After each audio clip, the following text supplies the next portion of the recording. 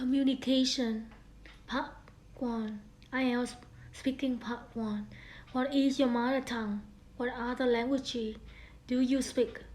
What do you think is the best way to keep in touch with your friends?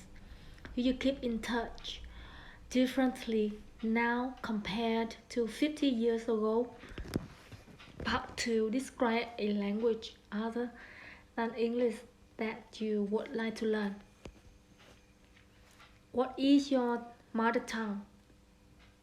My mother tongue is Vietnamese, which dominates 90% of Vietnamese people, even though we got much various culture and language from other small areas.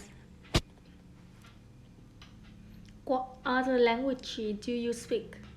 I can speak English and Japanese, which I have learned over 10 years. What do you think is the best way to keep in touch with friends? It depends how far you are from your friends. If you are geographically close, you should meet up face to face. Long distance communication can cause misunderstandings and resentments to build up. When you write, you only have to words on the page, not body, language, or tone of voice. Do people keep in touch differently now compared to 50 years ago? Well, of course, people use the internet now and mobile phone now. I'm quite young, but even when I was a teenager, nobody in my friendship circle had a mobile. Now it's seen as indispensable, and you would feel left out if you didn't have one. But as I said before, I think it's better to meet up with friends than to communicate using technology. There's much to be said for communicating in so-called old-fashioned ways. Describe a language other than English that you would like to learn.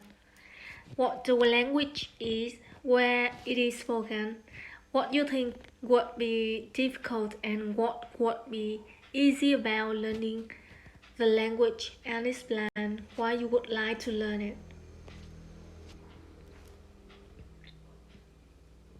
To me, it's an interesting language with a lot of culture behind it. Also, Vietnam has a very close relationship with Japan. I believe I believe it will really help me in my future. I doubt it would be really challenging for me to learn Japanese because it's not a Latin language, which is totally different from mother tongue. Japanese use its own characters in writing, so I would have to get familiar with its own alphabetical system. They are not they are not they are too much hard tones and stressy too, so it would be time consuming to master Japanese.